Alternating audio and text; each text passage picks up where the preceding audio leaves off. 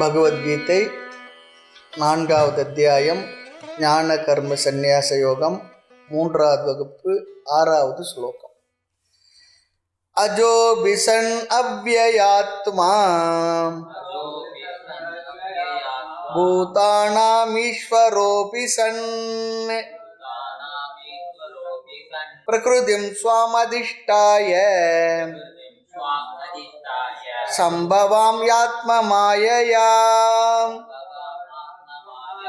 அஜோபிசன் அவ்யயாத்மா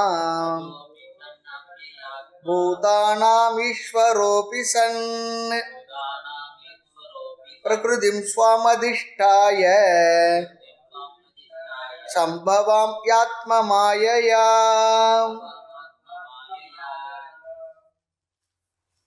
அர்ஜுனுடைய கேள்வி, நீங்கள் எப்படி விவசாயனுக்கு முந்தி இந்த ஞானத்தை உபதேசித்தேன் என்று சொன்னீர்கள். நீங்கள் இப்போ பிறந்திருக்கிறீங்க, சூரியனோ சிருஷ்டியினுடைய முதலே பிறந்தவர், அவருக்கு எப்படி நீங்கள் சொல்லியிருக்க முடியும்? இதை நான் எப்படி புரிந்து கொள்வது சொல்லி கேட்டார். அதற்கு பகவானுடைய பதிலாக வந்தது, உனக்கும் எனக்கும் பல ஜென்மங்கள் கடந்துள்ளது, அது நீ அறிய மாட்டாய், நான் அறிந்துள்ளேன், எனக்கு தெரியும் சொல்லி சொன்னார். இந்த ஸ்லோகத்தில் நான் எப்படி ஜென்மத்தை எடுக்கின்றேன் என்று சொல்லுகின்றார். ஜீவர்கள் எப்படி ஜென்மத்தை பிறவி எடுக்கின்றார்கள் என்பதை சொல்லுகின்றார். ஆனால் அது சொல்ல வேண்டிய அவசியம் இல்லை, நமக்கே தெரியும். நாம் கர்மாவினுடைய விளைவினால், நாம் செய்த செயலுடைய விளைவினால், கர்ம பந்தத்தினால் இந்த பிறவியை நாம் எடுக்கின்றோம். கர்மவசத்தால் மாயை மூலமாக நாம் பிறவி எடுக்கின்றோம். ஆக ஜீவர்களுடைய பிறவிக்கு காரணம் அவர்களுடைய வெஷ்டி கர்மா, சமஷ்டி கர்மா ரெண்டு சேர்ந்தது பார்த்தோம். நம்முடைய பிறவிக்கு காரணம் வெஷ்டி கர்மா, எங்கு சென்று யாரிடத்தில் பிறப்பது எப்படி என்பதற்கு காரணம் சமஷ்டி கர்மான்னு சொல்லி பார்த்தோம். ஆனால் பகவான் சொல்றார், என்னுடைய உடல் அப்படி வரவில்லை, ஜீவர்கள் மாயையின் வசத்தில் பிறக்கின்றார்கள், நான் மாயையை என் வசத்தில் வைத்து பிறக்கின்றேன் சொல்றார். ஜீவர்கள் மாயையின் வசத்தில் பிறக்கின்றார்கள், நான் என்னுடைய வசத்தில் மாயை வைத்து நான் என்னை நானே பிறப்பித்து கொள்கின்றேன், என்னை யாரும் பிறக்க வைக்கலன்னு சொல்றார். அதற்கு காரணம் சமஷ்டி கர்மா என்றும் பார்த்தோம். தர்மம் அழிந்து அதர்மம் மேலோங்கும் பொழுது அந்த அதர்மத்துக்கு காரணமானவர்கள் அழிப்பதற்கு அவர்களை எதை கொண்டு அழிக்க வேண்டுமோ அப்படிப்பட்ட பிறவியை இறைவன் எடுக்கின்றார் சொல்லி பார்த்தோம். இந்த பிறவிதான் பிறக்க வேண்டும் என்று அவர் கூட நிர்ணயம் செய்ய முடியாது சொல்லி பார்த்தோம். அது உதாரணம் பார்த்தோம், ராவணன் அழிக்கணும்னு சொல்லி சொன்னா அவன் யாராலும் என்னால் அழிக்க முடியாது என்று எல்லா வரத்தையும் வாங்கி விட்டான். மனிதர்களால் மட்டும் என்னை அழிக்க கூடாது, இல்லை அழிக்க முடியாது என்ற வரத்தை அவன் வாங்கல. காரணம், மனிதர்கள் தானே அவங்க என்ன பண்ணிட போறாங்கன்னு நினைச்சார். ஆகவே மனித உருக்கொண்டு அவதாரமாக வெளிப்பட்டார் இறைவன் சொல்லிப்பார். ஆகவே நான் மாயையை என் வசத்தில் வைத்து பிறந்துள்ளேன்னு சொல்றார். ஸ்லோகத்தை பார்க்கலாம். அஜக அபி சன், அஜக நான் பிறக்காதவனாக இருந்தாலும் எனக்கு உண்மையில் பிறவி இல்லை. ஏன்? அவ்யய ஆத்மா, அழியாத மாறாத சொரூபமாக நான் இருந்த போதிலும் பகவான் சொல்கின்றார், இப்படிப்பட்ட நான் என்னையே தோற்றுவித்துக் கொள்கின்றேன். அழியாத மாறாத பிறவாத ஒருவனாக நான் இருந்தாலும் என்னையே நான் பிறப்பித்துக் கொள்கின்றேன். அஜக அபி, உண்மையில் நான் பிறக்காதவன். காரணம், அவ்யய ஆத்மா, அழியாத மாறாத ஞான சொரூபமாக இருக்கக்கூடிய எனக்கு பூதானாம் ஈஸ்வரோபி சன், அபி சன் சொல்லி சொன்னா அப்படி இருந்த பொழுதிலும், பூதானாம் ஜீவர்களுக்கு ஈஸ்வரக தலைவனாக இருந்த போதிலும் பிறகு எப்படி பிறக்கின்றாராம்? பிரகிருதிம் ஸ்வாம் அதிஷ்டாய, ஸ்வாம் என்றால் என்னுடைய, பிரகிருதி என்றால் மாயை, அதிஷ்டாய் என்றால் வசீகிருத்திய, வசத்துக்குள் கொண்டு வந்து, மாயையை என்னுடைய வசத்துக்குள் கொண்டு வந்து என்ன செய்கின்றேன்? சம்பவாமி பவாமி, தோன்றுகின்றேன் சொல்றார். சம்பவாமி, நன்கு தோன்றுகின்றேன், வெளிப்படுகின்றேன் சொல்லி சொல்றார். சம்பவாம் ஆத்ம மாயையா ஸ்வாம் அதிஷ்டாய, ஸ்வ அதிஷ்டாய, சம்பவாம் ஆத்ம மாயையா. சம்பவாம் என்றால் நன்கு தோன்றுகின்றேன், வெளிப்படுகின்றேன். எப்படி? ஆத்ம மாயையா, ஆத்மா சொன்னா என்னுடையன்னு சொல்லி இங்க அர்த்தம். என்னுடைய மாயையா என்றால் மாயாவினா, என்னுடைய மாயா சக்தியினால் என்னுடைய மாயையை நான் என் வசத்துக்குள் வைத்து நான் நன்கு தோன்றுகின்றேன். தோன்றின் புகழோடு தோன்றுக சொல்றாங்க பாரு. அதுல புகழ் என்பதற்கு ஒரு அர்த்தம் என்ன, நன்குன்னு சொல்லி அர்த்தம் சொல்லுவாங்க. புகழோடுன்னா புகழோடு இருக்கிறது தான் தோன்றலன்னா தோன்றாது அப்படி சொல்றதுக்கு அங்க அர்த்தம் நன்கு தோன்றுக அப்படி சொல்லி அர்த்தம் சொல்லுவாங்க. அது போல இங்க சொல்றார், என்னுடைய மாயையை என் வசத்துக்குள் வைத்து நான் நன்கு தோன்றுகின்றேன். ஆனால் ஜீவர்கள் எல்லாம் என்ன, இதற்கு நேர் ஆப்போசிட். அவர்கள் மாயையின் வசத்தில் பிறக்கின்றார்கள். பகவான் மாயையை தன் வசத்துக்குள் வைத்துக்கொண்டு எதற்காக பிறக்க வேண்டுமோ பிறந்து என்னென்ன காரியங்கள் செய்ய வேண்டுமோ அதை செய்து அவரே போதும் என்று தான் வந்த வேலை முடிந்த பிறகு அவர் என்ன பண்றார், மீண்டும் தன்னுடைய யதாஸ்தானத்திற்கு சென்று விடுகின்றார். ஜீவர்கள் வந்த வரவை மறந்து, ஆனால் பகவான் வந்த வரவை மறக்கிறதே இல்லை. நான் மாயையை வசப்படுத்தி இந்த உலகத்தில் தோன்றுகின்றேன். ஆக அஜோபிசன் அவ்யயாத்மா, நான் உண்மையில் பிறக்காதவனாக இருக்கின்றேன், அழியாதவன், மாறாதவன். பூதானாம் ஈஸ்வர அபிசன், எல்லா ஜீவராசிகளுக்கும் தலைவனாக இருக்கின்றேன். பிரகிருதி, இப்படி நான் இருந்த போதிலும் சுவாம் அதிஷ்டாய, என்னுடைய மாயையை என்னுடைய வசத்தில் வைத்து, அதிஷ்டாய என்னுடைய வசத்தில் வைத்து, சம்பவாமி நான் பிறக்கின்றேன். ஆத்ம மாயையா, என்னுடைய மாயையின் வசத்தினால் நான் தோன்றுகின்றேன். நான் மாயை என் வசத்தில் வைத்து நான் எப்படி பிறக்க வேண்டுமோ அப்படி பிறக்கின்றேன்னு சொல்லி சொல்றேன். இங்க விளக்கம் பார்க்கணும். பிறப்பு என்றால் என்ன, அது முக்கியமா பார்க்கணும். பிறப்பு என்பதற்கு என்ன லட்சணம்? சூக்ஷ்ம சரீரம் ஸ்தூல சரீரத்தை எடுத்தது தான் பிறப்புன்னு சொல்றோம். சூக்ஷ்ம சரீரத்தை மனம், புத்தி, சித்தம், அகங்காரம் எல்லாம் இருக்கு. அங்கதான் நம்முடைய வினைகளுடைய எல்லாவற்றையும் ஸ்டோர் ஹவுஸ் அல்லது வேர் ஹவுஸ் சொல்றோம் பாருங்க. வினையெல்லாம் அங்கதான் சித்தத்துல பதிஞ்சு இருக்கு. அது சூக்ஷ்ம சரீரம், அதுதான் டிராவல் பண்றது இந்த ஸ்தூல சரீரம் போன பிற்பாடு. அந்த சூக்ஷ்ம சரீரம் தன்னுடைய வினைக்கேற்ப ஒரு சரீரம் கிடைக்கும் பொழுது மீண்டும் ஸ்தூல சரீரமாக பிறப்பை எடுக்கின்றது. அதுதான் பிறப்பு. அதுவரை இது காத்திருக்குன்னு சொல்றாங்க. சில பேர் சொல்றாங்க அது தனக்கு ஏற்ற அடுத்த சரீரத்தை தேர்ந்தெடுத்து இந்த சரீரத்தை விடுகின்றது சூக்ஷ்ம சரீரம் சொல்லி சொல்றாங்க. இந்த இன்பிட்வீனா இருக்கக்கூடிய எங்க போய் எப்படி பிறக்கணும் என்பதை நமக்கு நேர்த்தியாக பிறக்க வைப்பதற்குரிய ஒரு தத்துவம் தான் ஈஸ்வரன் சொல்லி சொல்றோம். நியத்தி, அவரை நியந்தான்னு சொல்லி சொல்றோம். கர்ம பல தாத்தா, அந்தந்த ஜீவர்களுடைய கர்ம பலனுக்கேற்ப அவர்களை பிறப்பிக்க செய்வது இந்த கர்ம பலனை தரக்கூடிய ஈஸ்வர தத்துவம் சொல்றோம். ஈஸ்வர தத்துவம்னா அங்க மாயையோடு கலந்த பிரம்ம தத்துவம். பிரம்மம் எதையும் செய்வதில்லை, அது ஞாபகத்தில் வச்சுக்கணும், மனசுல எப்பவும் வச்சுக்கணும். பிரம்ம லட்சணத்தை மனதில் வைத்துக்கொண்டு ஈஸ்வர லட்சணத்துக்கு அர்த்தத்தை புரிஞ்சுக்கணும். மாயையோடு கலந்த பிரம்மத்துக்கு பெயர் தான் ஈஸ்வரன்.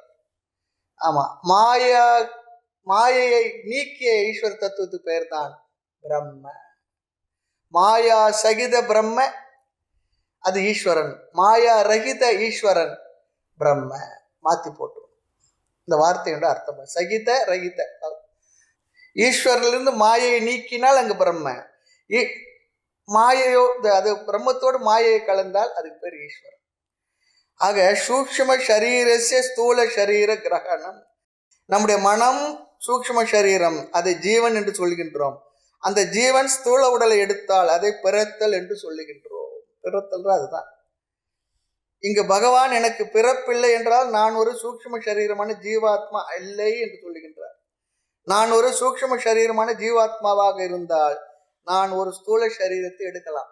நான் அப்படி இல்லையேன்னு சொல்றார். நான் தான் ஈஸ்வரன் அல்லது பரபிரம்மம். ஆக நான் என்ன பிறக்கிறதுக்கு? ஆக நான் எல்லாவற்றுக்கும் அனைத்துக்கும் ஆதாரமாக இருக்கக்கூடிய ஈஸ்வரன். அப்படி இருக்கின்ற நான் எப்படி பிறக்க முடியும்? இது ஒரு கருத்து. இன்னொரு கருத்து இருக்கு. பிறப்புக்கு இன்னொரு லட்சணம் சொல்லுகின்றார்கள். சேத்தனஸ்ய அச்சேதன சம்யோக பந்தக, சேத்தனஸ்ய அச்சேதனஸ்ய சம்பந்தக ஜன்மக அப்படின்னு சொல்லலாம். சேத்தனமான அறிவுடன் அந்த சேத்தனமான அறிவுக்கு ஜடமான ஒன்றுடன் ஏற்படுகின்ற சம்பந்தம் தான், ரிலேஷன்ஷிப் தான் பிறப்புன்னு சொல்றாங்க. இது ஒரு டெக்னிக்கலா சொல்றதுதான், பெருசா ஒன்றும் அப்படியே யோசித்துக்க வேண்டாம். இருக்கிறதுனால நம்ம இந்த வார்த்தையை கையாளுறோம். அறிவுபூர்வமான ஒரு தத்துவம் ஜடமான ஒன்றுடன் தொடர்பு வைப்பதற்கு பெயர் தான் பிறப்பு. அதான் ஸ்தூலமாக இருக்க ஸ்தூல சரீரம், அதில் ஜீவன் சொல்லிச்சுன்னா அதில் அறிவு தன்மை கலந்து இருக்கின்றது. அது ஜடமான ஒரு பொருளோடு சம்பந்தம் வைக்கும் பொழுது, இந்த ஜட ஸ்தூல சரீரத்தோடு சம்பந்தம் வைக்கும் பொழுது அதற்கு பெயர் தான் பிறப்பு. பிறப்பு இதுதான். உணர்வுடைய மனம், சேத்தனம்னு அப்படியே எடுத்துக்கலாம். உணர்வுடைய மனம் உணர்வில்லாத ஜடத்துடன் வைக்கின்ற சம்பந்தம் இருக்கு, அதுக்கு தான் பிறப்பு. இந்த உடல் ஜடம் தானே. அது எப்போ தெரியுதுன்னா, ஒன்று விழுந்து கிடக்கும்போது தெரியுது, எல்லாரும் சேர்ந்து ஓன்னு அழும்போது தெரியுது இந்த உடல்ல இந்த உடல் ஜடம் தான். இந்த உடலானது உயிர்த்தன்மை அதற்கு வெளியில் இருந்து வந்தது, அல்லது உள்ளே ஒன்று இருந்தது, அது இப்பொழுது வெளியேறி விட்டது. எப்போ அது உள்ளே இருக்கணும், எப்போ வெளியேறணும் என்பதெல்லாம் வினையினுடைய சம்பந்தம். அது நம்முடைய கையில் இல்லை. வினை போகம் இத்தேகம் கண்டாய் வினைதான் நில்லாதாயின் தினை போதாலும் நில்லாது கண்டாய். பட்டினத்தர் அழகா சொல்றார். வினை எவ்வளவு காலம் இருக்கணுமோ அது வரையில் தான் அந்த உடலில் அந்த ஜீவன் தங்கி இருக்கும். அதன் பிறகு ஒரு பிராக்ஷன் ஆஃப் செகண்ட் விட அது இருக்கக்கூடாதுன்றது பிராரப்தம் என்றால் என்ன பண்ணா அது போயிட்டே இருக்கும், முடிஞ்சு போச்சு. அதில் வினை சம்பந்தம் தான். இந்த சரீரத்தில் எவ்வளோ நாள் இருக்கு என்பது நம்முடைய வினையினுடைய அளவு தான். அதுக்கு மேலே ஒன்றும் இல்லை. என்ன பண்ணாலும் அது இருக்க போகிறது, போயிடுது. அதை விட்டு விட போகின்றது உயிர், இந்த உடலை சுட்டி விட போகின்றார் சுற்றத்தார். இதே பட்டினத்தார் தான் சொல்றாரு, இந்த உடலை விட்டு விட போகின்றது உயிர். அவர் விட்ட பிற்பாடு தான் தெரியுது இந்த உடல் வந்து ஜடம் தான். ஆகின உடல் தான் இறக்கின்றதை தவிர ஆத்மா அல்லது ஜீவன் உயிர் இறப்பதில்லை. அது டிராவல் பண்ணிக்கிட்டே இருக்கு. இதுவரையிலும் ஞானத்தினால் கர்மாவை சஞ்சித கர்மா இருக்கின்ற வரை, பிறவிக்கு காரணமான கர்மாவை இருக்கின்ற வரை இந்த பிறப்பு என்பது இறப்பு என்பது தொடர்ந்து கொண்டே இருக்கின்றது. அப்ப ஞானி இறக்கின்றானே, அவனுக்கு சாவு வருது சொல்லி சொன்னா அதான் சொல்றோம். ஞானியினுடைய இறப்பு கடைசி இறப்பு, அவனுக்கு இனி பிறப்பு இல்லை.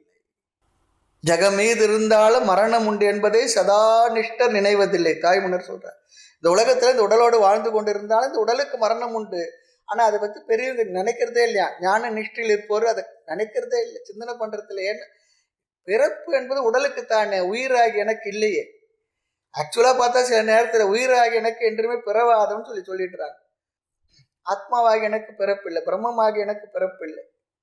அது புரிஞ்ச ஒரு படத்தை தெரியுது, அதுவரையும் பிறந்துக்கிட்டு தானே இருக்கிறோம். இல்லை, ஞானியானுடைய இறப்பு கடைசி இறப்பு, அவன் மீண்டும் பிறப்பதில்லை. அஞ்ஞானியுடைய இறப்பு அடுத்த பிறப்புக்கான இறப்பு. ஆமா, இவன் இறப்பது அடுத்து பிறப்பதற்காக. ஞானியான உடலானது பிராரப்தம் முடிஞ்ச பிற்பாடு அவனுக்கு மீண்டும் பிறப்பில்லை. காரணம் ஞான நிஷ்டையினா. ஆக சைத்தன்ய சொரூபமான ஆத்மாவுக்கு ஜடமான உடல் ஏற்படுகின்ற சம்பந்தம் தான் பிறப்பு. உண்மையில் ஒவ்வொரு மனிதனும் ஜீவனை யார் சொல்லி சொன்னா, அறிவு சொரூபமானவர்கள், ஞான சொரூபமானவர்கள், சைத்தன்ய சொரூபம். அங்கேயும் பார்க்குறோம், சூக்ஷ்ம சரீரத்துக்கு அந்த உணர்வு தன்மை எதனால் வந்ததுன்னா ரிஃப்ளெக்டட் கான்சியஸ்னஸ், அந்த ஆத்மாவுடைய சைத்தன்யத்தை ரிஃப்ளெக்ஷன் அந்த மனதில் படிவதனால் அதை பெற்றுக்கொண்ட மனமும் என்ன ஆகின்றது, உணர்வு ரூபமாக செயல்படுகின்றது. அப்போ சூக்ஷ்ம சரீரமும் ஜடம்தான். ஏன்னா சூக்ஷ்ம பஞ்சபூதங்களிலிருந்து வந்தது சூக்ஷ்ம சரீரமாகிய மனம், புத்தி, சித்தம், அகங்காரம். அதுவும் ஜடமே ஆகினும் அதில் ஆத்மாவுடைய சேத்தனத்தன்மை பிரதிபிம்பிப்பதால் அந்த மனதிற்கும் என்ன அந்த உணர்வு தன்மை வந்து விடுகின்றது. எப்படி இந்த இரும்பு குண்டானது நெருப்பில் இருந்ததுன்னா நெருப்பின் தன்மை பெற்று விடுகின்றது, அது போல. அதுதான் சொல்லுவோம் ரிஃப்ளெக்டட் கான்சியஸ்னஸ், பிரதிபிம்ப சைத்தன்யம். அந்த பிரதிபிம்பவாதம் அத்வைதிகள் நிறைய சொல்லுவாங்க. அதனால மனது உணர்வுடையதாகின்றது. அதனால சூக்ஷ்ம சரீரமானது அந்த உணர்வுடன் செயல்பட்டுக்கிட்டு இருக்கு. அது இந்த ஜட உடலுக்கு வரும்பொழுது உடலும் என்ன ஆகி விடுகின்றது, ஜடமான இந்த உடம்பும் உணர்வு தன்மை பெற்று விடுகின்றது. அதனால தான் பாருங்க, சுண்டு விரல் ஒரு சின்ன நெருஞ்சி முள் குத்தினாலும் அப்பான்னு உணர்றமே நம்ம. உடல் முழுவதும் அந்த உணர்வு இருக்கின்றது. இறந்த போது எங்க போயிடுச்சு அந்த உடல் முழுவதும் இருந்த உணர்வு? அந்த காரணமா இருந்து வெளியே புறப்பட்டுடுச்சு. ஏதோ ஒன்று இருந்து அதுதான் வெளியே போனது. ஏதோ ஒரு சத்து இருந்தது, அதுதான் இப்போ வெளியே போயிடுது. அதனால செத்து போயிட்டான்றான். செத்து போயிடுச்சுன்னு சொல்றது. செத்து போயிட்டான்னு ஏதோ ஒரு சத்து வெளியேறிடுது, செத்து போயிட்டான். இது சாதாரணமாக நம்ம பேசிக்கிற வார்த்தை தானே. அப்போ அந்த உணர்வுத்தன்மை எதை சேர்ந்தது என்றால் உடலை சேர்ந்தது இல்லை. உடலை சேர்ந்ததா இருந்தால் என்ன ஆகணும், இறந்த பிற்பாடு கூட இல்லை, ஜீவனத்திலிருந்து வெளியே போன பிற்பாடு கூட உடல் உயிர்த்தன்மையோடு இருக்கணும். அதுக்கு என்ன நடந்தாலும் அது ஃபீல் பண்ணணும். கொளுத்துனா ஃபீல் பண்ணுதா? என்ன பண்ணாலும் தெரியலையே. ஆக ஸ்தூல ஸ்வரூபத்தையோ சூக்ஷ்ம ஸ்வரூபத்தையோ பற்றி கொள்வதற்கு பெயர்தான் பிறப்பு என்று சொல்லப்படுகிறது. சூக்ஷ்ம சரீரம் ஸ்தூல சரீரத்தை எடுப்பதற்கு பேர் தான் பிறப்பு. சுலபமா சுருக்கமா புரிஞ்சுக்கோ, வேற ஒண்ணும் இல்லை. இங்கு பகவான் சொல்லுகின்றார், நான் சைத்தன்ய ஸ்வரூபமாக இருக்கின்றேன், எதனோடு நான் சம்பந்தப்பட்டு பிறக்க வேண்டிய அவசியம் எனக்கு இல்லை. ஆகவே அஜக பிறப்பற்றவன், ஸ்தூல சரீரத்தோடு எந்த சம்பந்தமும் எனக்கு இல்லை. இப்படி சொல்லி என்ன சொல்கின்றார்? இருந்தாலும் நான் பிறக்கின்றேன். அப்படி இருந்தாலும் ஈவன்தோ நான் பிறக்கின்றேன். பிறகு அவ்யயாத்மா, பகவானுடைய ஞானம் எப்படிப்பட்டதா? என்றுமே மறைக்கப்படுவதில்லை. ஆமா, அக்ஷிண ஞான சக்தி ஸ்வபாவக, மறைக்கப்பட்ட அழிக்கப்பட்ட ஞான சக்தி இல்லாதவர். அப்படின்னா என்ன அர்த்தம்னா, அவருடைய ஞான சக்தி என்றுமே ஒளிர்விட்டு கொண்டிருப்பது, ஒளிர்ந்து கொண்டிருப்பது, அதை மறைப்பதற்கு எதுவுமே இல்லை. சொல்லுவாங்க இல்லையா, ஒரு பாட்டு தான், 1000 கைகள் மறைத்து நின்றாலும் ஆதவன் மறைவதில்லைன்ற. சூரியனை மறைச்சிட முடியுமா? ஆக்சுவலா சூரியனை மறைக்கிறது மேகம். மேகம் சூரியனை மொத்தமா மறைக்குதான்றான். அந்த இடத்துல அது இருக்கும்போது அதனுடைய ரிஃப்ளெக்ஷன் நமக்கு வெளியே வரல, அவ்வளவுதான். அந்த இடத்த மறைச்சிருக்கு. சூரியனை முழு மேகம் மறைச்சிட முடியுமா? அது நடக்கிறது அது போல நான் மறைக்கப்படாத, நாசமாக்கப்படாத, என்றும் உள்ள நித்தியமான சைத்தன்ய ஸ்வரூபம், உணர்வு ஸ்வரூபம், அறிவு ஸ்வரூபம். ஞாபகம், உணர்வு சொல்லி சொன்னா நம்ம உணர்ச்சி அந்த இடத்துல அப்படி எடுத்துக்க கூடாது. எதனுடைய இருப்பினால் இந்த உடலும் மனமும் உணர்வுடையதாக செயல்படுகின்றதோ அந்த ஒரு இருப்புக்கு பெயர் தான் உணர்வுன்னு சொல்லி சொல்றோம், அறிவுன்னு சொல்லி சொல்றோம். அந்த இருப்பு இந்த உடலிலிருந்து வெளியேறிவிட்டால் இந்த உடல் என்ன ஆகி விடுகின்றது? உணர்வற்ற ஒன்றாக ஜடமாக பழையபடியே விழுந்து விடுகிறது. ஆக மாயா என்ற தத்துவத்துக்கு 2 சக்தி இருக்கா. ஒன்று விக்ஷேப சக்தி, இரண்டாவது ஆவரண சக்தி. ஒன்று விக்ஷேப சக்தி, இரண்டாவது ஆவரண சக்தி. விக்ஷேப சக்தி சொல்லி சொன்னா தோற்றுவித்த, மாயைக்கு தோற்றுவிக்கின்ற ஒரு சக்தி இருக்கின்றதா. ஆவரண சக்தி என்றால் மறைக்கும் சக்தி. தோற்றுவித்தலும் மாயைக்குள் இருக்கிற ஒரு சக்தி தான்.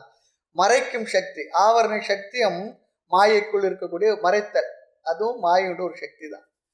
மறைத்தல் முதலில் நடக்கின்றது, பிறகு தோற்றுவித்தல் இரண்டாவது நடக்கின்றது. உதாரணம் பார்த்தா, கயிற்றில் பாம்பு பார்க்கும்போது 2மே நடக்கிறதா. கயிற்றுல பார்க்குற பாம்பு அது 2மே தோற்றுவித்தலும் இருக்கு, மறைப்பு தன்மையும் இருக்கின்றது. முதலில் கயிற்றினுடைய சொரூபம் மறைக்கப்படுகின்றது. அதனால் என்ன, அங்கு பாம்பானது தோற்றுவிக்கப்பட்டது. கயிறு மறைந்த பொழுது பாம்பானது தோற்றுவிக்கப்பட்டது. 2மே மாயையுடைய சக்தி. உதாரணமா சொல்லுவாங்க. இந்த கயிறு பாம்பு உதாரணத்தை எத்தனை கோணத்துல வேணா நிறைய சொல்ல முடியும், எத்தனை வேணா பார்க்க. இந்த மாயை என்ற அவித்யை எனும் மாயைக்கு, பகவானுடைய மாயைக்கு இந்த மறைக்கும் மற்றும் தோற்றுவிக்கின்ற 2 சக்தியும் இருக்கின்றதான். எப்படி சொல்றீங்கன்னா, பார்க்குறோமே, திடீர்னு பார்க்குறோம் பாம்பா தெரியுது, பிற்பாடு அதே இடத்துல ஐயா இது கயிறுன்னு தெரியுது சொல்றோம்ல. 2மே அங்கே எப்படி நடந்தது, எதுல இருந்தது? அது காரணமா இருந்தது, பேருக்கு என்னவோ அதுதான் மாயை. அதனால அந்த மாயைக்கு இந்த 2 சக்தி இருக்கிறத நாம் புரிந்து கொள்கின்றோம். இப்போ ஒரு உணவை சாப்பிட்ட உடனே காரமா இருந்தால் அதுல மிளகா இருந்தது, இது வத்த மிளகா இருந்தது, இல்லை பச்சை மிளகா இருந்தது, இல்லை மிளகு காரம், எப்படி தெரிஞ்சுக்கிறோம்? அந்த காரத்தை வச்சு இது எதனுடையதுன்னு கண்டுபிடிக்கிறோம். அது போல இந்த தன்மையெல்லாம், இந்த மாயை என்பதில் இந்த உலகம் தோன்றியது என்றால் அந்த மாயைக்குள் இந்த குணங்கள்லாம் சக்திகள்லாம் இருந்திருக்க வேண்டும் அப்படின்னு சொல்லி புரிஞ்சுக்கிறோம். இந்த 2மே ஜீவனிடம் நடக்கின்றதா. எது தோற்றுவிக்கின்ற சக்தியும் மறைக்கின்ற சக்தி ஜீவனிடத்தில் நடக்கின்றது. ஆனால் பகவான் இடத்துல விக்ஷேப சக்தி மட்டும் நடக்கிறதா. என்ன, தோற்றுவித்தல் மட்டும் நடக்கின்றது. ஆவரண சக்தி மறைத்தல் என்பது நடைபெறுவதில்லை. இதன் அர்த்தம் என்னவென்றால், மாயை பகவானிடம் இருக்கும் பொழுது அந்த மாயை பகவானுடைய சொரூபத்தை மறைப்பதில்லை. ஜீவனிடம் வந்து விட்டால் அதே மாயை ஜீவனுடைய அறிவையும் மறைத்து விடுகின்றது.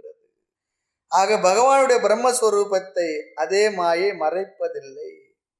இருப்பது ஒரு மாயைத்தான். ஜீவனிடம் வந்தால் அது ஜீவனை பந்தப்படுத்துகின்றது, பகவானிடம் சென்றால் அது அவரை பந்தப்படுத்துவதில்லை, மறைப்பதில்லை. ஆக கடைசி சொல் பகவான் என்ன சொல்கின்றார்? ஆத்ம மாயையா சம்பவாமி, என்னுடைய மாயையை ஒரு பொருளாக தன்னுடைய சக்தியாக சொல்லுகின்றார்.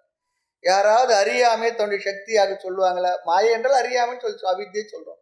யாராவது சொல்லுவாங்களா? அறியாமையினால் இப்படி செய்து விட்டேன் என்று அறியாமையை ஒரு பெருமையாக கொண்டாடுவதற்கு இல்லை. அது சில பேர் தான் சொல்லுவாங்க, நான் தெரியாம செய்துட்டேன், என்னுடைய அஜ்ஞானம் அல்லது இக்னரன்ஸ் அப்படி சொல்றதுக்கு ஒரு பெரிய ஒரு மனநிலை இருந்தா தான் முடியும். இல்லைன்னா அது எப்படியாவது நியாயப்படுத்துவோம். ஒரே வார்த்தை, ஆமாங்க தெரியாம செய்து, அந்த தெரியாம செய்துட்டேன்னு ஒரு வார்த்தை சொல்வதற்கு பதிலாக 1000 வார்த்தையை சொல்லி அதை இட்டு கட்டிக்கிட்டு இருப்போம். உலகத்தா தான் நடந்துகிட்டு இருக்கு. அதை ஒத்துக்கிறதுக்கு ஒரு விதமான இன்டெலெக்சுவல் ஆனஸ்டி சொல்ற பாருங்க, அது நிறைய பேர் இடத்துல இருக்கிறது இல்லை. ஆமா, நிறைய பேருக்கு அது முடியறது இல்லை. ஆனால் ஈஸ்வரனுக்கு மாயை இருக்க அது ஒரு மாலை அல்லது ஆபரணம், அலங்காரம் சொல்றாங்க. ஜீவர்களுக்கு அலங்கோலம் மாயை. அதுதான் நம்மளை இவ்வளவு அவஸ்தையில படம் வச்சுக்கிட்டு அக்கட்டித்த கட்டனா பட்டியசி மாயா. செய்ய முடியாததெல்லாம் செய்து காட்டி கொண்டிருப்பவள் யாரோ தான் மாயா. யாமாசா மாயா. எது இல்லையோ ஆனால் இருப்பது போல தெரிந்து கொண்டுள்ளதோ அது மாயை. காணல் நிறை போல. எது ஞான பாத்தியம் தது மாயை. அப்படிலாம் மாயைக்கு லட்சணங்கள் உண்டு. எது அறிவால் நீக்கப்படுமோ அனுபவத்துக்கு இருந்து கொண்டிருக்கும் அது பேர் தான் மாயை. லைக் காணல் நீர். காணல் நீர் என்ன? உண்மையில அது நீர் இல்லை, குடிக்க பயன்படாது, பூமியை நினைக்காது. ஆனா காணல் நீர் தெரிஞ்சு போயிடுது. தெரிஞ்ச பிற்பாடு அது என்ன? தெரிந்து கொண்டுதான் இருக்கும். ஆனா நாம என்ன புரிஞ்சுக்கோம்?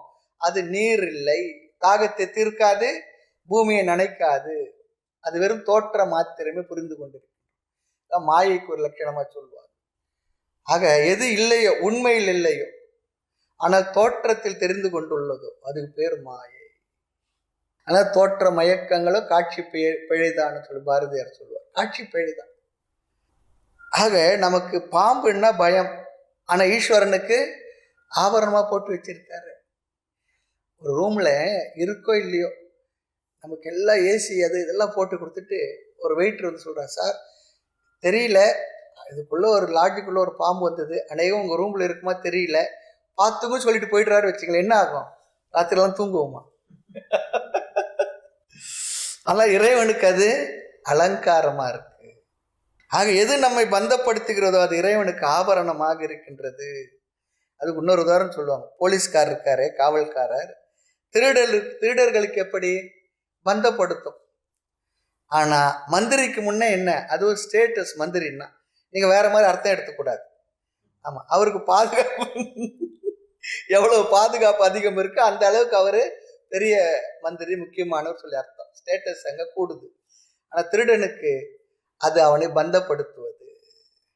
ஆனா போலீஸ் மந்திரியை பந்தப்படுத்துறது இல்லை, அவரை பாதுகாக்கின்றது. அதே போல மாயை ஜீவனிடம் வரும்பொழுது பந்தப்படுத்துகின்றது, இறைவனிடம் அது ஆபரணம். ஆக பகவான் இங்கு சொல்லுகின்றார், மாயையா மம மாயா, என்னுடைய மாயையினால் என்னையே நான் தோற்றுவித்துக் கொள்கின்றேன்.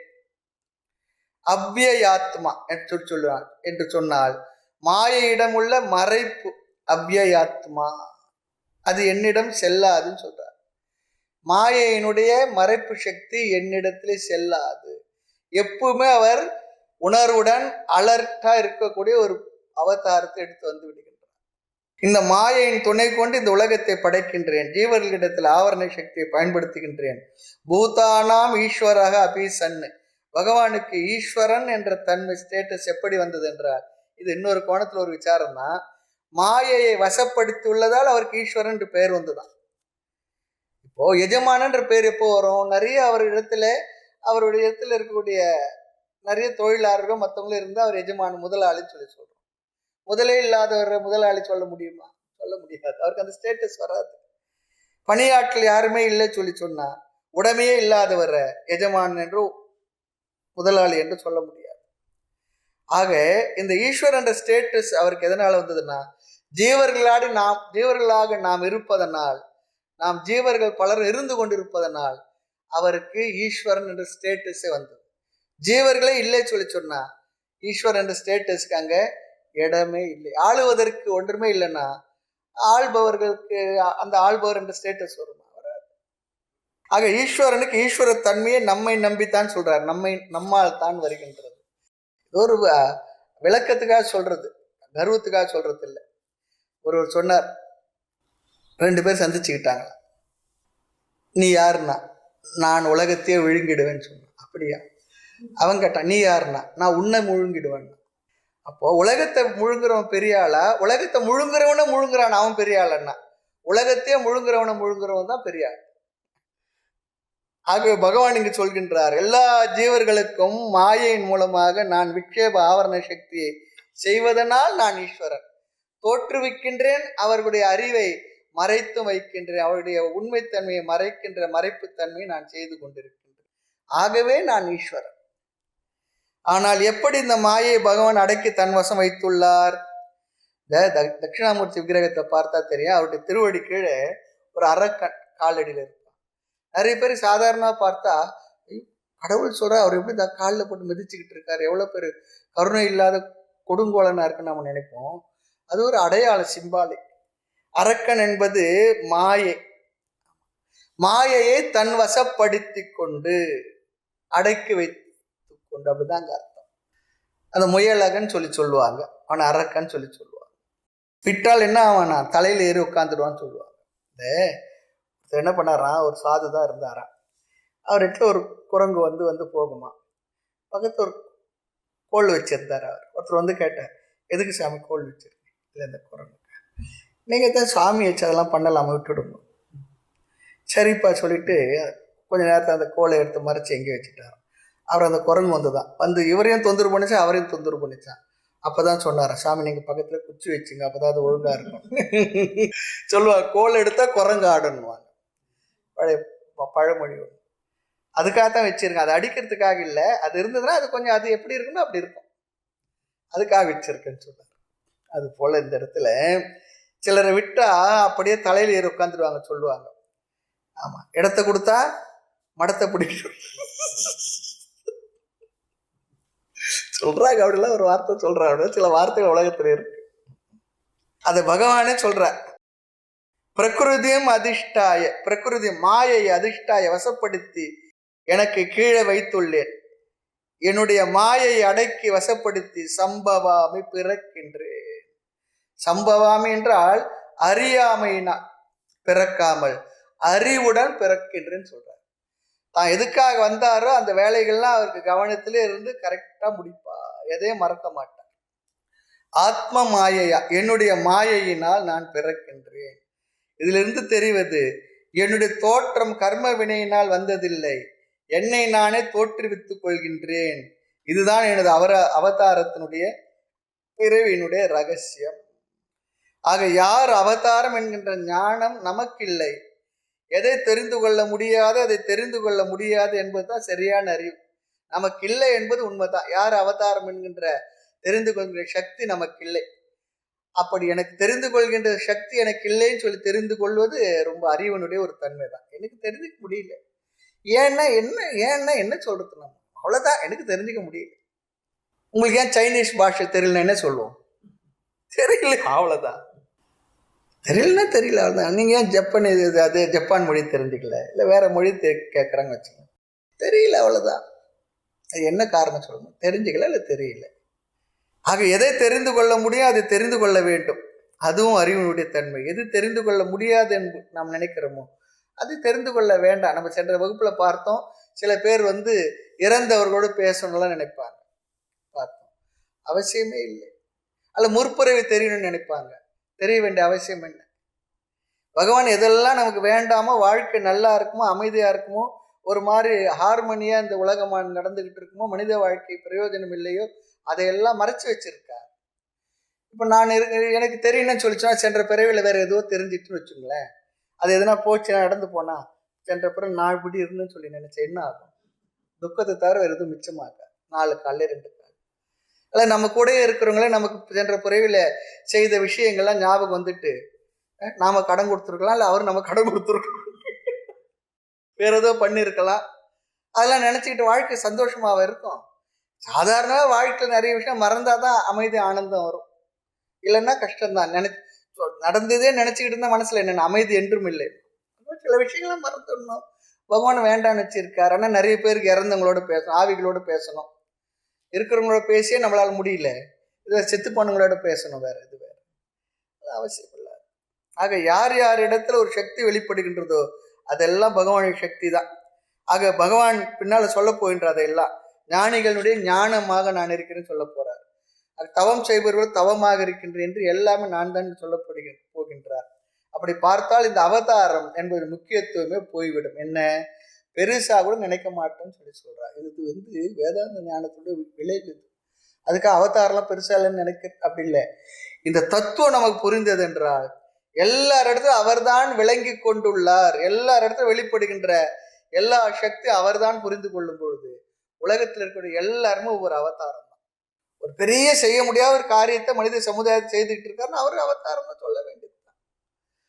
எல்லாமே ஈஸ்வரனுடைய வெளிப்பாடு தான். ஒரு இடத்துல சொல்ற யார் இடத்துலலாம் ஒரு தனித்தன்மையான சக்தி வெளிப்படுகின்றதோ அங்கெல்லாம் நான் வெளிப்பட்டு கொண்டிருக்கிறேன் என்பதை தெரிந்து கொள்ளுன்னு சொல்ல போறேன்.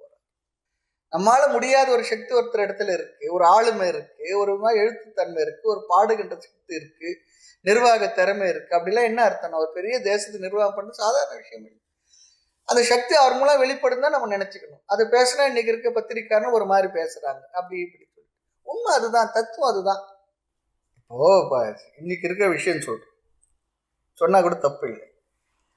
ஒரு சுவாமி இருக்கார், அவர் கிரகஸ்தரா இருந்தார். அவருடைய மகள் இருந்து திருமணம் பண்ணி கொடுத்தார். அவர் சன்னியாசி வாழ்க்கைக்கு வந்து தன்னை நாடி வரக்கூடியவர்களை பிரம்மச்சரியா இருக்கிறத ஊக்குவிக்கிறார். இல்லை அவங்க சன்னியாசி கொடுக்குறாருன்னா உன்னுடைய மகளுக்கு ஏன் கொடுக்கல இவங்களுக்குலாம் சொல்றேன்னு சொல்லி கேட்டோம்னா அது எந்த அர்த்தத்தை நியாயம்? அது யாரும் கூப்பிட்டு நீ அப்படி ஆகிட்டு சொல்றது இல்லை.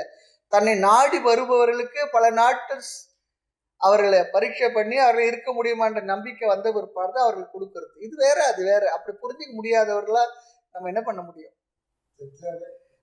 அதுதான் நான் சொல்லக்கூடாது, என்ன பதிவு பண்ணி போக போறேன். அதனால இந்த ஒரு சாதாரண அறிவு கூட இல்லைன்னா என்ன சொல்றது? யாருக்கு முடியுமோ அவர்களுக்கும் உடனே கொடுக்கறது இல்லை. சன்னியாசத்தை ஊக்குவிக்கிறாரு, பிரம்மச்சரியத்தை ஊக்குவிக்கிறாரு, நல்லது தானே. அது ஒரு பெரிய ஒரு சமுதாயத்துல ஒரு பெரிய ஒரு தவறு போல. அதாவது என்ன ஆகுறதுன்னா இப்ப பார்த்தா எந்த வகையில இந்து தர்மத்துடைய விஷயங்கள் முக்கியமான விஷயங்களோ அதெல்லாம் தவறானதாக ப்ரொஜெக்ட் பண்றதுக்காக சமுதாயத்தை ஒரு பெரிய ஒரு தெரிஞ்சோ தெரியாமல் எல்லாருமே அதற்கு ஆட்பட்டு வேலை செய்துட்டு இருக்காங்க சந்தேகம் நமக்கு வரும். அப்படித்தானே இருக்கு. அவர் மகளை சொல்லணும்னா அவங்க விருப்பம் இல்லை, ஃபோர்ஸ் பண்ண முடியாது. இந்த லைஃப் ஸ்டைல்ன்றது ஃபோர்ஸ் பண்ணி வர வைக்கிறது இல்லை. பண்ணோம்னா அது நிலைக்காது. அவர்களாக அதற்கு தகுதியாகி விருப்பப்பட்டு அதில் வந்தால் தான் அந்த வாழ்க்கை முறையில் இருக்க முடியும். இல்லை நிறைய பேர் புரியாமல் ஏதோ ஒரு அவசரத்தில் ஒரு வேகத்தில் சன்னியாசி எடுத்துக்கிட்டு அவஸ்தைப்படுற ஆளுங்கன்னு நமக்கு தெரியுது. ஏண்டா வந்தோன்னு சொல்லியிருக்கோம். அது மைண்டு ஃபிக்ஸ் ஆகணும். அந்த வாழ்க்கை முறையில் ஃபிக்ஸ் ஆகாமல் மைண்ட் ஃபிக்ஸ் ஆகாமல் அவங்களுக்கு அந்த விருப்பம் சுய விருப்பம் இல்லாமல் அவர்களுக்கு நாம் அதெல்லாம் எந்த வாழ்க்கை அமைச்சு கொடுக்க முடியாது. பொதுவாக எல்லாருக்குமே பொதுவாக இல்லறம் தான் நல்லறம் சொல்லப்பட்டிருக்கு. அதில் மீறி வருபவர்கள் யாராவது இருந்தால் அதில் ஆர்வம் இருந்தால் அவர்களின் சமுதாயமானது அரவணைத்துக் கொண்டு அவர்களுக்கு ஒரு மார்க்கம் சொல்லியிருக்கு. இப்படி வா, இப்படி இப்படி இருந்தனா இப்படி தான் இருக்குன்னு சொல்லி அது சமயத்துக்கு சம்பந்தமான ஒரு விஷயம், சாஸ்திர சம்பந்தமான விஷயம், ரொம்ப அறிவுபூர்வமான விஷயம் கூட. ஆக எல்லாமே ஈஸ்வரனுடைய வெளிப்பாடு. எதற்கு அவதாரம் என்ற கருத்தை சாஸ்திரம் சொல்லுகின்றது என்றால் அதர்மம் அதிகமாகி தர்மம் அழியும் பொழுது பகவானுடைய சக்தி வெளிப்படும். அதற்கு அவதாரம் என்று நம்ம பார்த்தோம். சில மகான்கள் அவதாரம் என்று சொல்லலாமா சொன்னா சொல்லலாம். ஏனென்றால் அவர்களுடைய ஈஸ்வரனுடைய விபூதி பெருமளவிற்கு வெளிப்பட்டு கொண்டிருக்கின்றது. மற்றவங்களிடத்தில் இல்லாத ஒரு பெருமை மகிமை அங்கு வெளிப்பட்டால் அது அவதாரம் சொல்றதுக்கு சாஸ்திரமானது நமக்கு இந்த கருத்தை வழங்குகின்றது, ஒப்புக்கொள்கின்றது. எனவே என்னிடத்துல இல்லை, அவரிடத்துல இந்த மகிமை வெளிப்படுகின்றது. அப்ப என்ன பண்றோம்? அவரை வணங்குறோம், போட்டுறோம், பாடுறோம், எல்லாம் பண்றோம். அவர்களை சுற்றி ஒரு சூழ்நிலை உருவாகின்றது. அது வேற மாதிரி, அது விஷயம் வேற. ஆனால் அந்த மகிமை வெளிப்படுகின்றது. அடுத்து இங்க ஒருத்தர் சொல்றார், ஜாகிரதை மகான்கள் என்று அண்டர்லைன் பண்ணிக்கணும்னு சொல்றார். அதையும் பார்த்துக்கோ, ஜாகிரதையா புரிஞ்சுக்கும். தேவையில்லாத சில விஷயங்கள் வெளிப்பட்டா அதுவும் அப்படி சொல்லி நினைச்சிடாத. ஆக எதையோ செய்பவர்களை அவதாரம் என்று சில பேர் சொல்லுகின்றார்கள். அறிவுடையவர்கள் அப்படி சொல்லவும் கூடாது. தாய்மன்னர் பார்த்தோம், இங்க பார்த்தோமா, இந்த கேம்ப்ல பார்த்தோம் தெரியல. யார் கடவுள் சொன்னா? அல்லலாம் தொழில் படைத்த அடிக்கடி உருவெடுத்த மல்லல் மாஞாலம் காக்க வருபவர் கடவுள் என்றால் தொல்லையாம் பிறவி வேலை தொலைத்திடாது இருள் நீங்காது நல்லது மாயை தானும் நான் என வந்து நிற்கும்.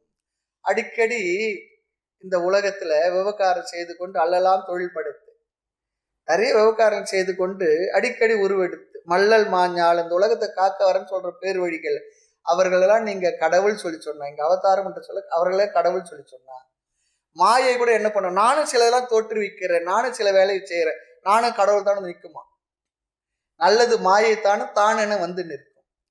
கடவுள் என்ற தத்துவம் அதையும் கடந்தது சொல்றாரு. நாம சொல்றோம் அவதார தத்துவத்தையும் கடந்தது கடவுள் என்ற தத்துவத்தை நாம் பேசிக்கிட்டு இருக்கோம் பிரம்மஸ்வரூபமா. அந்த அர்த்தத்துல பார்க்கும்பொழுது அழகா தெளிவா சொல்லிடுறார். நல்லலாம் தொழில் படைத்து அடிக்கடி உருவெடுத்து மல்லல் மாஞான காக்க வருபவர் கடவுள் என்றார். இந்த அவதாரத்துல கடவுள் சொல்லி சொன்னா, அந்த உயர்ந்த தத்துவத்துல பிரம்ம தத்துவமா சொன்னு சொல்லி சொன்னா, மாயை கூட நானும் கடவுள் தான் நிற்கும், என்ன பண்ணுவேன்னு கேட்கிறேன். மாயை மாயா புரிஞ்சுக்கும், கடவுள் தத்துவத்தை கடவுள் தத்துவமா முறையா சாஸ்திர ரீதியா புரிஞ்சுக்குன்னு சொல்றாங்க. அதை உண்மையில் இறை தத்துவம் சொல்லி சொல்லும்போது எங்கு நிறைந்த ஒரு தத்துவம் லட்சண ரீதியா புரிஞ்சுக்கோ சொல்லி சொல்றோம். அதுதான் பிரம்மம், அதுதான் உண்மையில் அனைத்துக்கும் ஆதாரம். இது ரொம்ப உயர்ந்த நிலையில ஞான நிலையில மோட்சத்தை தருகின்ற கருத்துக்களை ரொம்ப விரிவா விஸ்தாரமா பெரிய அளவுக்கு தான் சொல்லிட்டு, அதெல்லாம் கீத உபநிஷத் படிக்கும் போது தான் நமக்கு தெரிகின்றது. ஆக இனி அடுத்த ஸ்லோகத்தில் அவதாரத்துடைய நோக்கத்தை எடுத்து சொல்கின்றார். 7வது ஸ்லோகம். யதா யதா ஹி தர்மஸ்ய க்ளானிர்பவதி பாரத அப்யுக்தான அதர்மஸ்ய ததாத்மானம் ஸ்ருஜாம்யஹம். யதா யதா ஹி தர்மஸ்ய க்ளானிர்பவதி பாரத அப்யுக்தான அதர்மஸ்ய ததாத்மானம் ஸ்ருஜாம்யஹம். இந்த 7, 8, 2 ஸ்லோகங்களில் அவதாரத்துடன் நோக்கம் சொல்லப்படுகின்றது. கதா கிமர்த்தம் ஜென்ம, எப்படி எப்பொழுது பகவான் அவதரிக்கின்றார், எதற்காக அவதரிக்கின்றார், பகவானை இங்கு தெளிவாக சொல்லிவிடுகின்றார். இந்த யதா யதாகி அது பரித்ராணாய சாதுனா, இந்த 2 ஸ்லோகம் எல்லாருக்கும் தெரிந்த ஃபேமஸ் ஸ்லோகம். மகாபாரத சீரியல் வரும்போது இந்த ஸ்லோகம் நம்ம கேட்டிருப்போம். ஆனால் இது கீதையில வரதா அங்கே சொல்லியிருக்க மாட்டாங்க. நம்ம படிக்கிற நமக்கு தான் தெரியும். 2 ஸ்லோகமும் ஒரு ஃபேமஸ் ஸ்லோகம் தான், எல்லாருக்கும் தெரிஞ்ச ஸ்லோகம் தான். அடிக்கடி டிவி சீரியல்ல இந்த வார்த்தைகள்லாம் கேட்டிருப்போம். யதா யதாஹி தர்மஸ்ய, எப்பொழுதெல்லாம் தர்மம் நிலை குலைகின்றதோ, அதர்மம் மேலோங்குகின்றதோ, அப்பொழுதெல்லாம் என்னை நானே பிறப்பித்து கொள்கின்றேன். என்னை யாரும் பிறக்க வைக்கவில்லை, நானே என்னை பிறப்பித்து கொள்கின்றேன், நானே தானே தோன்றுகின்றேன். சரி, தோன்றி என்ன பண்றார், எப்படி தர்மத்தை பாதுகாக்கின்றேன் என்பதை அடுத்த ஸ்லோகத்தை சொல்ல போறார். இந்த ஸ்லோகத்துல எப்பொழுது என்று சொல்லுகின்றார். ஸ்லோகத்தை பார்க்கலாம். யதா யதா, எப்பொழுதெல்லாம், வென்னவர், எப்பொழுதெல்லாம், தர்மஸ்ய, தர்மத்தினுடைய, கிளானி, அதனுடைய இரக்கம், அதற்கு வருகின்ற நாசம், பவதி, ஏற்படுகின்றதோ, தர்மத்துக்கு குறைவு எப்பொழுதெல்லாம் ஏற்படுகின்றதோ, நாசம் ஏற்படுகின்றதோ, அதன் தரம் குறைகின்றதோ, பாரத, அர்ஜுனா, பிறகு என்னவா 2வது வரி பாருங்க. அப்யுக்தானம் அதர்மஸ்ய, அதர்மஸ்ய, அதர்மத்துக்கு, அப்யுத்தான், இன்க்ரீஸ், உயர்வு வருகின்றதோ, மேலோங்குகின்றதோ, தர்மம் எப்பொழுது குறைகின்றதோ, அதர்மம் எப்பொழுது மேலோங்குகின்றதோ, அப்ப என்னவா, பகவான் என்ன செய்வாரா, ததா, அப்பொழுது, ஆத்மானம், என்னை அல்லது தன்னை, சிருஜாமி அகம், என்னை நான் தோற்றுவித்துக் கொள்கின்றேன். சிருஜாமி, என்னை நான் தோற்றுவித்துக் கொள்கின்றேன். சிருஜாமி என்றால் பிறக்கின்றேன், பிறப்பித்துக் கொள்கின்றேன். நான் என்றால் இங்கு நான் வெளிப்படுகின்றேன், மேனிஃபெஸ்ட் ஆகிறேன்னு சொல்றார். என்னை நானே மேனிஃபெஸ்ட் பண்ணிக்கிறேன்னு சொல்றார்.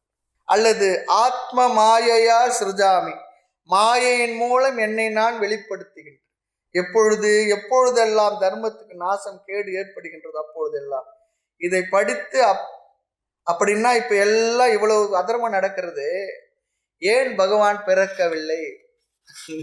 இந்த ஸ்லோகத்தை கேட்ட உடனே இவ்வளவு அக்னியாயக்கரம் நடக்கிறது, ஏன் பகவான் பிறக்கவில்லை சொல்லி சொன்னா, இந்த அதர்மத்துக்கு பகவான் வச்சிருக்க ஸ்கேல் வேறையா இருக்கு, அவருடைய ஸ்கேல் வேறையா இருக்கு.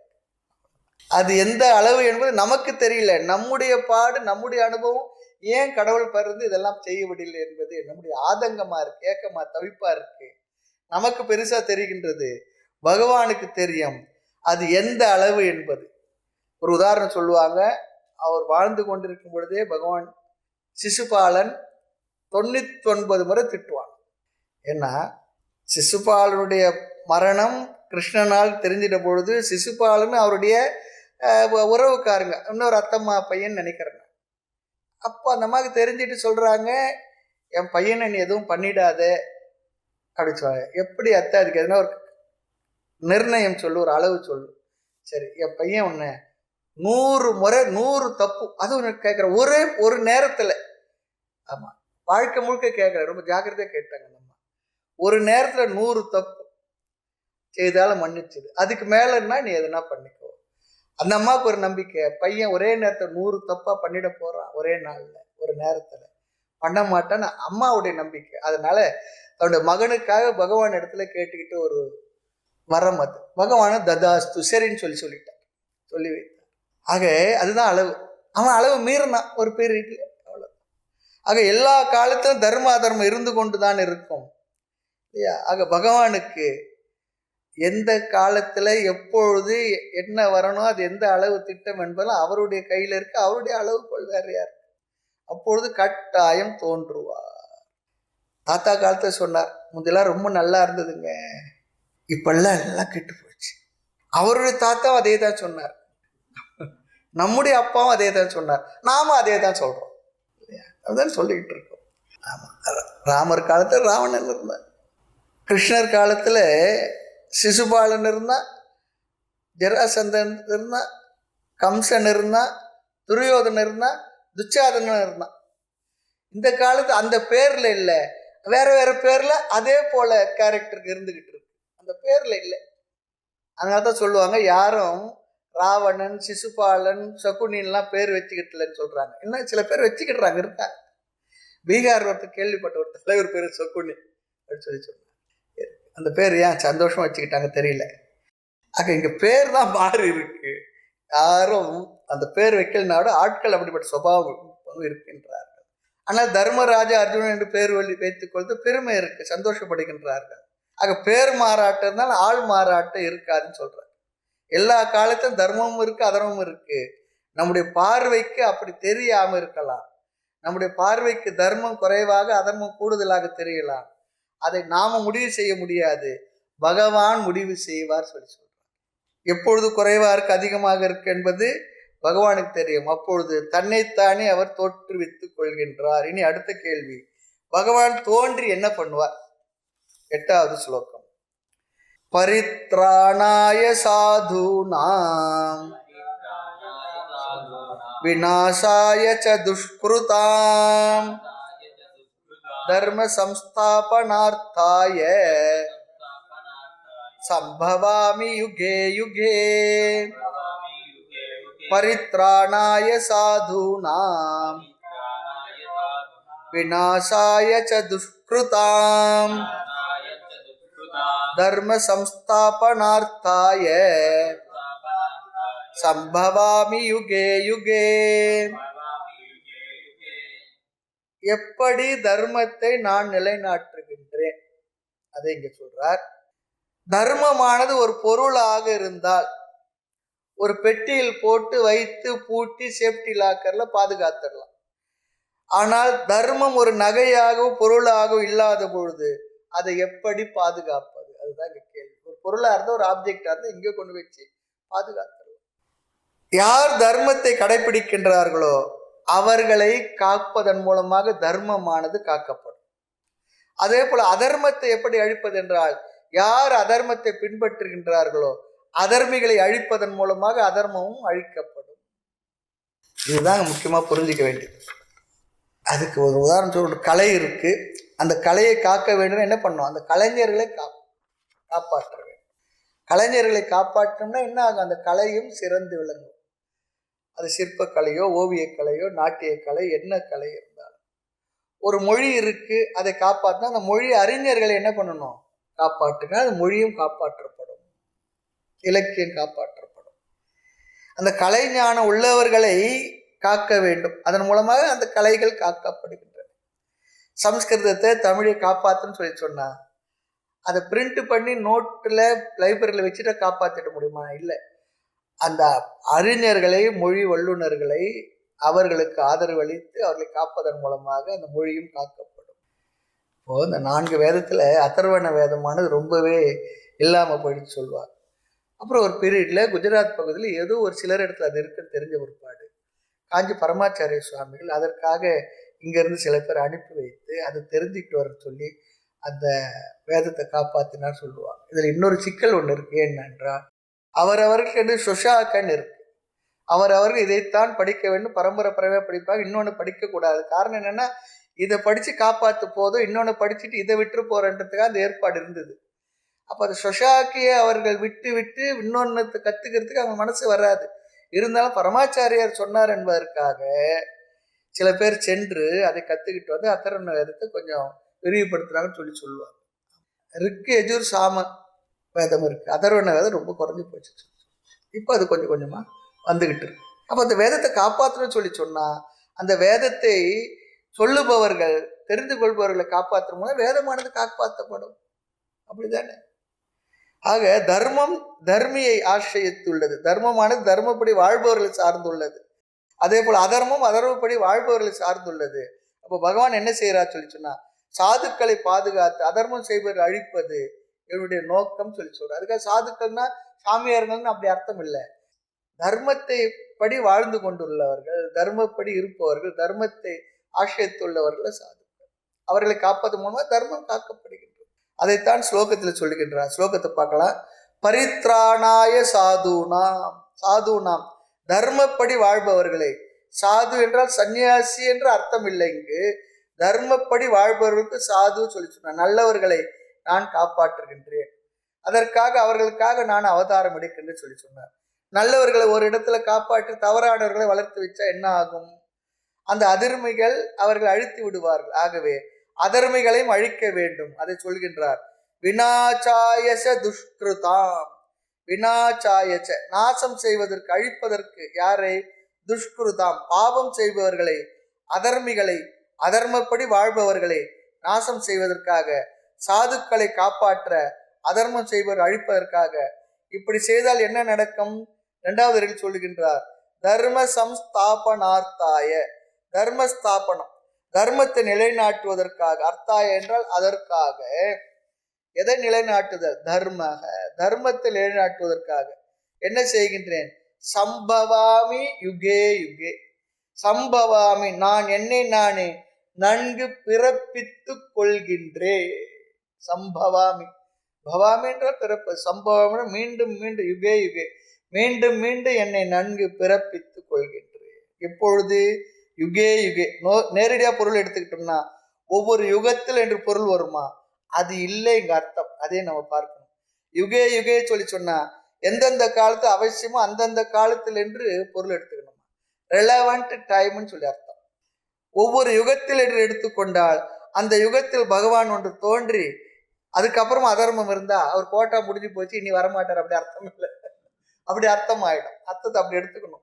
எப்பொழுதெல்லாம் தேவையோ ரெலவெண்ட் டைம், எப்பொழுதெல்லாம் தேவையோ அப்பொழுதெல்லாம் பிறப்பார் சொல்லி அர்த்தம். யுகே யுகே சொல்லி எப்பொழுது அதர்மம் மேலோங்கி இருக்கின்றதோ, தர்மம் கீழ் இறங்குகின்றதோ அப்பொழுதெல்லாம் நான் என்னையே பிறப்பித்துக் கொள்கின்றேன், அவதாரம் எடுக்கின்றேன். இப்போ ஒரு கேள்வி வரும், என்னவா? பகவான் கூட ஒருவரை அழிக்கின்ற வேலையை செய்வாரா? அடுத்த கேள்வி. இந்த கேள்வியெல்லாம் எழுப்பி இதுக்கு பதில் எடுத்து பதிலை பார்த்தாதான் ஸ்லோகம் முடிவடை. ஒருத்தரை கொள்வதற்காக கத்தியை பயன்படுத்துறார். அவரை போய் ஒருத்தர் தடுக்கிறார் வச்சுக்கோமே. தடுத்தவருக்கு கையில காயம் வந்துடுது.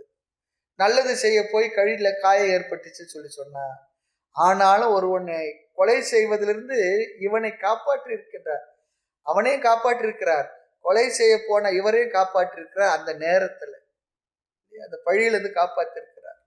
அவனை அப்படியே விட்டு இருந்தா என்ன ஆகும்? அவனுக்கும் நாசம், எதிராளிக்கும் நாசமாகிறது.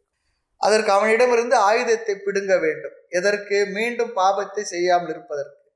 ஏற்கனவே செய்ய இருந்த பாபத்தை தடுத்த பிற்பாடு கூட மீண்டும் பாவம் செய்யாமல் இருக்க வேண்டும் என்றார் இல்லையா? அதே போல பகவான் இங்கு இந்த அதர்மமாக இருப்பவர்களை, தர்மத்தை நாசம் செய்பவர்களை நாசப்படுத்துவது என்றால் ஸ்தூல சரீரத்தை எடுத்து விடுகின்றார். எவன் அதர்மியோ அவனுடைய ஸ்தூல சரீரத்தை எடுத்து விடுகின்றார். இனி இந்த ஸ்தூல சரீரத்தை நீ இருக்காது.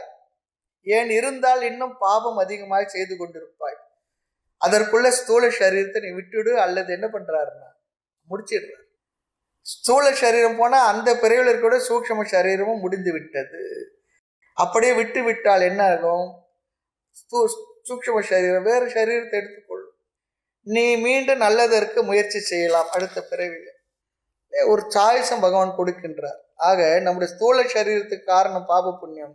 ஸ்தூல சரீரம் ஜீவாத்மாவுக்கு கருவியாக இருக்கின்றது. இதெல்லாம் நம்ம நல்லா பழைய விஷயங்கள்லாம் ஞாபகத்தை வச்சு யோசித்தான் நம்ம புரியும். ஆக உடலில் ஆரோக்கியம் இருக்கும் வரைதான் பாபமே செய்ய முடியும். புண்ணியம் கூட செய்வதற்கு உடல் ஆரோக்கியம் தாங்க இருக்கணும்.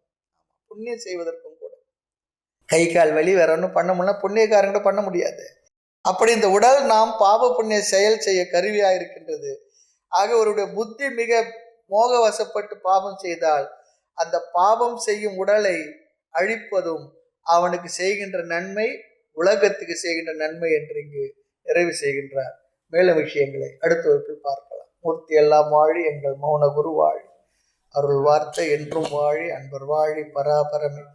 ஓம் பூர்ணமத பூர்ணமிதம் பூர்ணாத் பூர்ணமுதச்யதே பூர்ணஸ்ய பூர்ணமாதாய பூர்ணமேவாவசிஷ்யதே.